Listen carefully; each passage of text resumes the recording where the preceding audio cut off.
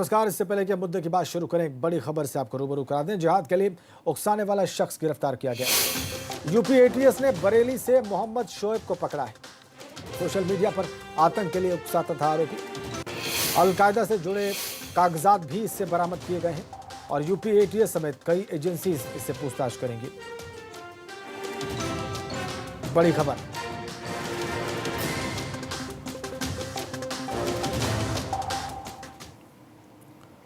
आइए अब मुद्दे की बात करते हैं। गलवान घाटी को लेकर चीन और हिंदुस्तान के बीच बातचीत जारी है। गुरुवार को भी दोनों पक्षों के बीच मेजर जनरल स्तर की बातचीत हुई। इस मसले पर विदेश मंत्रालय की तरफ से बयान भी जारी किया गया। कहा जा रहा है कि 23 जून को होने वाली रूस, चीन और भारत के बीच बैठक में विदेश मंत्री एस जयशंकर शामिल होंगे।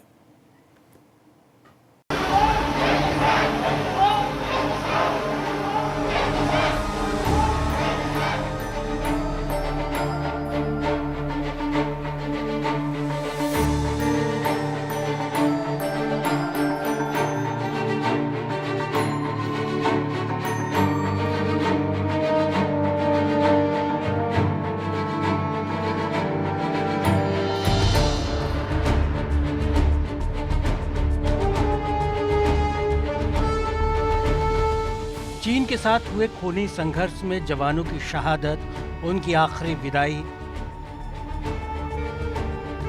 और देश में चीन के खिलाफ पसरे गुस्से के बीच प्रधानमंत्री मोदी के बयान के बाद चीन का रुख बदला है। घटना के तीसरे दिन चीन ने बयान जारी कर एक बार फिर इसका ठीकरा भारत के सिर फोड़ने की कोशिश की है। चीन के विदेश मंत्रालय की तरफ से जारी किए गए बयान में उसने भारतीय सैनिकों पर फ्रंट लाइन तोड़ने, एलएसी पार करने और सैनिकों पर हमले का आरोप लगाया है। इतना ही नहीं, चीन में भड़काऊ मीडिया रिपोर्टिंग की जा रही है। ग्लोबल टाइम्स में लिखा गया है कि अगर भारत सीमा पर तनाव बढ़ाता है तो उसे 3 मोर्चों पर सैन्य दबाव का सामना करना पड़ेगा। उसकी सेनाओं के पास इतनी ताकत नहीं कि वो इस दबाव को झेल पाए। भारत की करारी शिकस्त हो सकती है। भारत को यह तय करना चाहिए कि भविष्य में गलवान घाटी जैसी घटनाएं फिर न हों। चीन को कमजोर समझना भारत के लिए भारी पड़ सकता है। भारत सरकार को गलवान वैली के मामले की जांच कराना चाहिए। जिम्मेदार लोगों को सख्त सजा देनी चाहिए।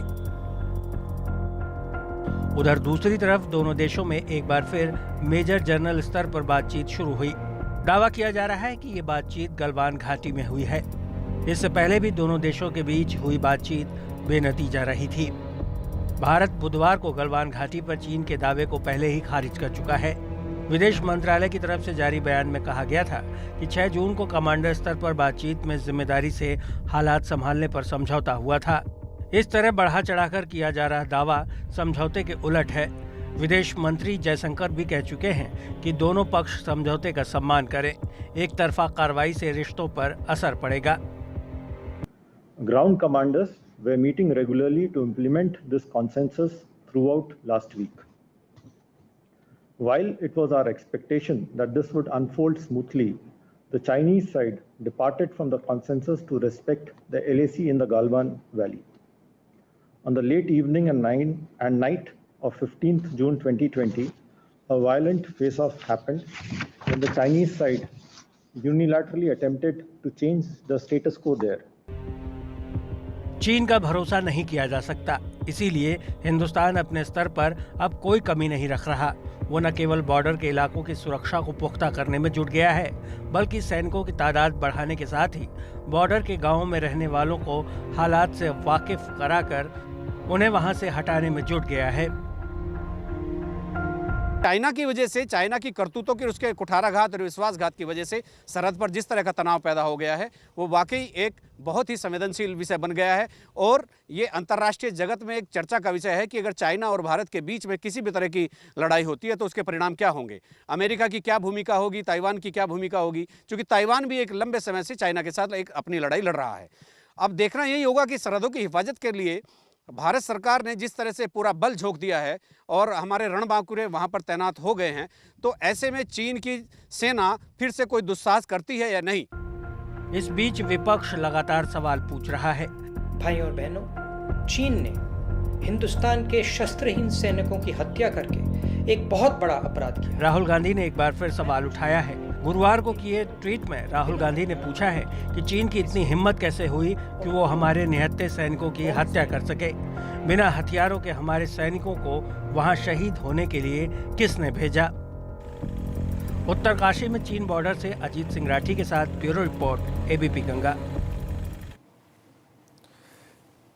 ये 3 किरदार हमने 3 इडियट्स क्यों बताए हैं, वो आपने पहली रिपोर्ट में एक किरदार के बारे में देख लिया। बाकी 2 ऐसा क्या कर रहे हैं जिससे कि भारत की परेशानी बढ़ रही है, अभी आप आगे देखेंगे। क्योंकि सिर्फ चीन ही नहीं, नेपाल ने भी रिश्तों का लिहाज भूलते हुए भारत की जमीन पर कब्जा करने की ओर कदम बढ़ा दिया है। उसने नए नक्शे को न केवल पास किया है, बल्कि राष्ट्रपति ने उस पर दस्तखत करते हुए उसे मंजूरी भी दे दी है।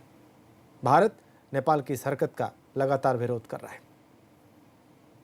भारत और नेपाल के बीच का रिश्ता, तो मेरे बहनों भाइयों, यह रोटी और बेटी का हमारा यह रिश्ता है। दुनिया की कोई ताकत इस रिश्ते को तोड़ नहीं सकती।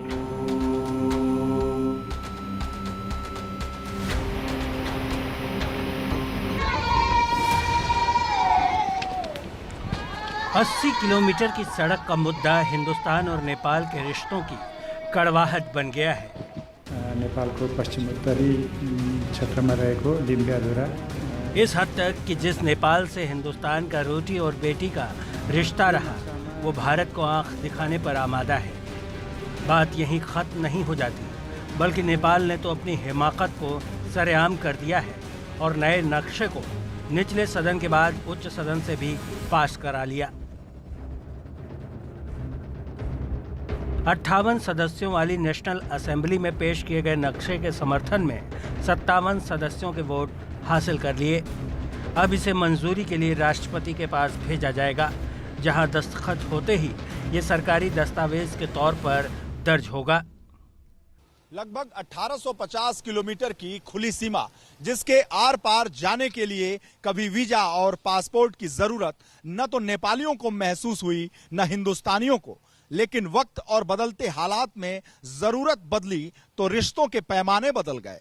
नेपाल ने भी नए नक्शे की कहानी लिख दी, चीन और पाकिस्तान के तर्ज पर, और ये जानते हुए भी कि नेपाल के कुल व्यापार का 66% भारत से जाता है और बहुत बड़ी संख्या में नेपाली भारत में काम करते हैं, व्यापार करते हैं, तो फिर व्यवहार क्यों खराब हो गया?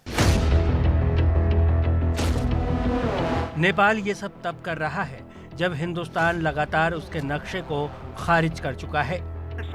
बीते दिनों उत्तराखंड पहुंचे रक्षा मंत्री राजनाथ सिंह ने भी नेपाल से रिश्तों का हवाला देते हुए मसले का हल निकालने की बात कही थी, लेकिन नेपाल नहीं माना।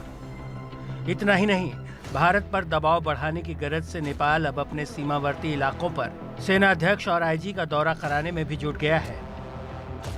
नेपाल में इस समय कुल लगभग 150 से ज्यादा भारतीय कंपनियां काम कर रही हैं, वो भी नामी गिरामी, जिसमें ITC, Dabur, State Bank of India, Asian Paint और टाटा पावर जैसी तमाम बड़ी कंपनियां वहां मौजूद हैं। ये बात अलग है कि चीन के साथ कारोबारी रिश्ते साल दर साल नेपाल बढ़ाता गया, और जैसे नेपाल और चाइना के रिश्ते यानी कारोबारी रिश्ते बढ़ते गए, वैसे भारत के खिलाफ उसका सुर बदलता गया। जाहिर है नेपाल की ये कवायद उकसावे में की जा रही है। ये चीन में छपी खबरों से साफ है। भारत के साथ खराब रिश्तों के दौर से गुजर रहे नेपाल के लोगों को इसकी कीमत भी चुकानी पड़ रही है। इसका सीधा असर वहां के बाजारों पर महसूस किया जा रहा है। भारत के साथ तनाव बढ़ने के बाद वहां कीमतों में उछाल आ चुका है।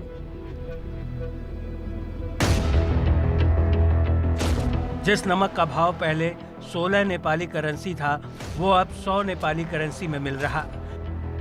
सरसों का तेल 200 की जगह 800 रुपए प्रति लीटर, चीनी 70 रुपए की जगह 400 रुपए प्रति किलो, जीरा 400 रुपए की जगह 2000 रुपए प्रति किलो, काली मिर्च 1600 की जगह 3500, हल्दी 250 की जगह 800 और अरहर की दाल 150 रुपए की जगह 700 रुपए प्रति किलो नेपाली करेंसी में पहुंच चुकी है। इसके अलावा केरोसिन प्रति लीटर 400 नेपाली करेंसी, मिर्ची 900, चाय पत्ती 1000, चना दाल 600 और खेसारी दाल 500 नेपाली करेंसी प्रति किलो बिक रही है।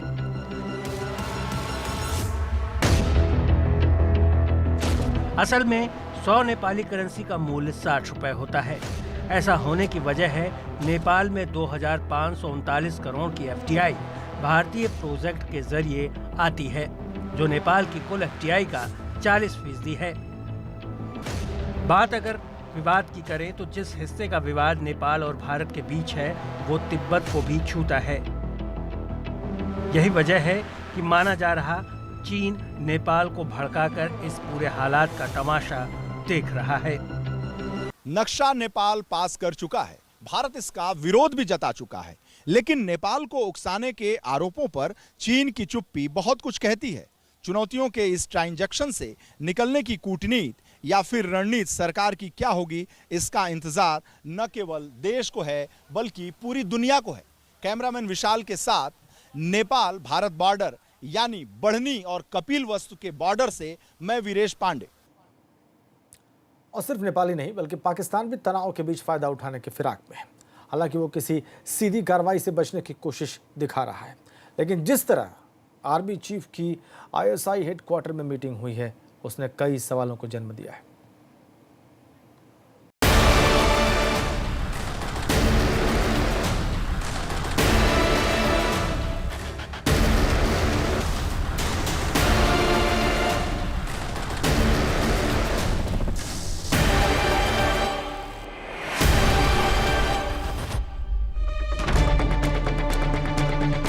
क्या चीन और नेपाल से तनातनी का फायदा उठाना चाहता है पाकिस्तान?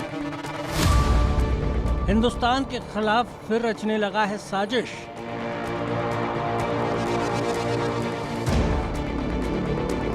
पाक सेना प्रमुख बाजवा का ISI हेडक्वार्टर में जाने का क्या है मकसद? फिर से भाड़े के टट्टुओं को भेजकर घाटी में नापाक मंसूबे पाल रहा है पड़ोसी पाकिस्तान। भारत चीन के बीच तनाव है, भारत नेपाल के बीच तनाव है और पाकिस्तान तो जनजात दुश्मनी निकालता रहा है। पाकिस्तान के नापाक इरादे बार बार सामने आते रहे हैं और ऐसे वक्त में जब हिंदुस्तान चीन और नेपाल से लोहा ले रहा है, कूटनीतिक दबाव का सामना कर रहा है, तो भला पाकिस्तान से खामोश रहने की उम्मीद कैसे की जा सकती है? पाकिस्तान अब कौन सी नई खिचड़ी पका रहा है ये तो साफ नहीं है, लेकिन इस बीच कुछ हलचल पड़ गई है। मंगलवार को पाक आर्मी चीफ कमर जावेद बाजवा तमाम आला अफसरों के साथ खुफिया एजेंसी ISI के हेडक्वार्टर पहुंचे।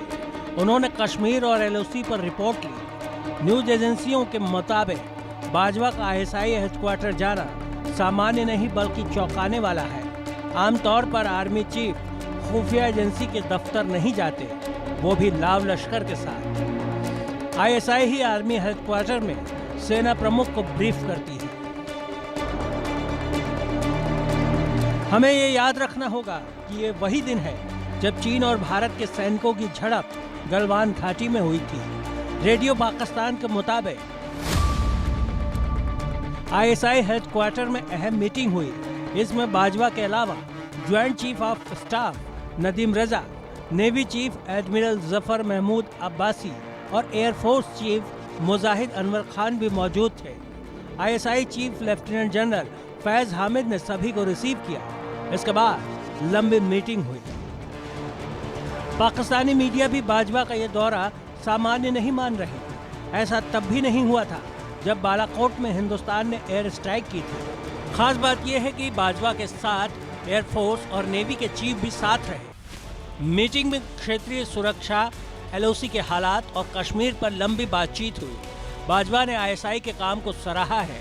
इससे पहले पाकिस्तान की सुप्रीम कोर्ट ने गिलगिट और बलूचिस्तान में चुनाव कराने को कहा था, जिस पर भारत ने आपत्ति जताई थी। बदले माहौल में पाकिस्तान क्या फिर कोई खुराफात करने की सोच रहा है?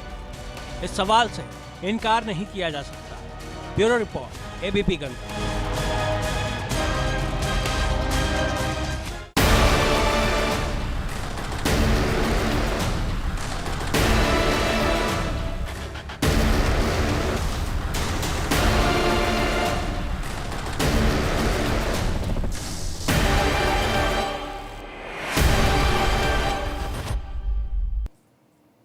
इस रिपोर्ट के साथ ही वक्त ब्रेक का।